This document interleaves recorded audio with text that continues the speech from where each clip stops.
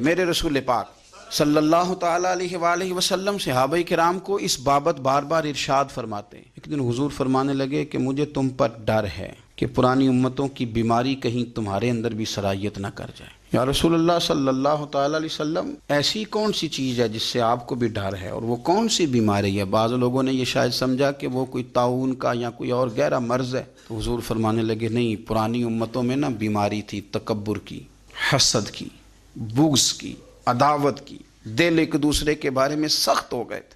آپ کبھی پڑھے نا بنی اسرائیل والوں کو، فرعون کی فوجیں پیچھے لگی ہوئی ہیں، آگے دریا آ گیا ہے، جناب موسیٰ علیہ السلام حکم دے رہے ہیں کہ رب نے رستہ بنا دیا، نکلو، لیکن ان کا اعلان ہے کہ چونکہ ہم اگرچہ آپ کے ماننے والے ہیں، اگرچہ سارے فرعون کو دشمن جانتے ہیں، پر 12 قبیلے ہیں، آپس میں چونکہ ہماری لڑائی ہے، ایک رستے سے نہیں گزریں گے، ہمیں 12 رستے چاہیے۔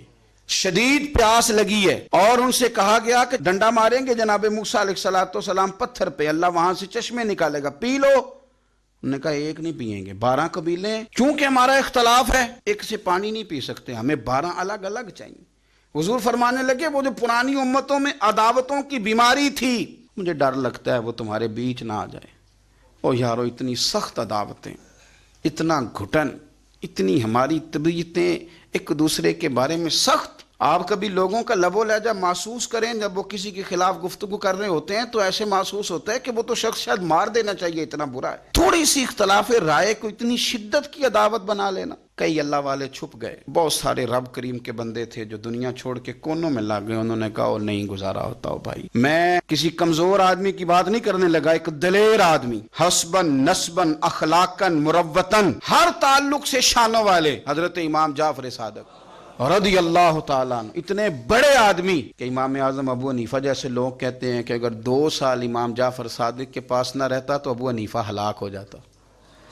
امام جعفر صادق تربیت جب کی تو کن کی؟ امام اعظم کی، حضرت داؤد طائی کی، جناب سفیان ثوری کی۔ پر شاہ فرید الدین عطار فرماتے ہیں آخری عمر میں امام جعفر صادق نا حجرے میں بند ہو گئے تھے، باہر نہیں آتے تھے، بس اسی کسے دے کچھ نہیں جلگ دے تے نہ کوئی ساڈا دردی حجرے میں۔ ایک دن حضرت سفیان ثوری نے منت کیا کہ ان کے بچوں کی، خدام کی، کہ حضرت سے کہو میں پرانا نوکر ہوں، مجھے تھوڑی زیارت کا موقع مل جائے، میری تو آنکھیں ترس گئی ہیں، کرم نوازی ہو جائے۔ تو حضرت کو جا کے عرض کی کہ سفیان ثوری منت کر رہے ہیں، آپ نے اجازت دے دی۔ حضرت سفیان ثوری اندر گئے تو درد سے کہا حضور آپ تو 2 جملے کہتے تھے تو دل بدل جاتے تھے، کتنے لوگ منتظر ہیں آپ کے کلمات طیبات کے لیے، زیارت مقدسہ کے لیے، اور آپ یوں گوشہ نشین ہو گئے۔ تو جگر گوش ہے رسول، نواز ہے رسول، امام جعفر صادق آنکھوں میں آنسو آ گئے، کہنے لگے سفیان تمہیں کیا بتاؤں، لوگوں کے لفظوں میں بڑا پیار ہے پر دلوں میں وفا کوئی نہیں۔ او بے قدراں کچھ قدر نہیں کیتی خوب تسلی ہو، اے دنیا دار پجاری زرد کتیاں دے گل ٹلی، قدر نہیں کی لوگوں نے۔ اب میں اپنا آخری وقت اپنے رب رسول کے ساتھ گزارنا چاہتا ہوں۔ لوگوں کے لفظوں میں بڑی وفا ہے پر دلوں میں ان کے وفا، یعنی امام جعفر صادق جیسے لوگ چھپ گئے۔ ہم اپنے رویوں سے اگر ان چیزوں کو نکالیں گے، دلوں کو صاف کریں گے، تو بڑے بڑے قیمتی وجود ہیں جن سے ہمارا رشتہ قائم رہے گا۔ لیکن اگر حسد کی، عداوت کی، بغض کی یہ بھٹیاں جس طرح تپ رہی ہیں آج معاشرے میں، یہ تپتی رہیں تو بڑے بڑے لوگ ہیں جو منظر سے ہٹ جاتے ہیں، مقابلہ نہیں کر پاتے لوگوں کی عداوتوں کا۔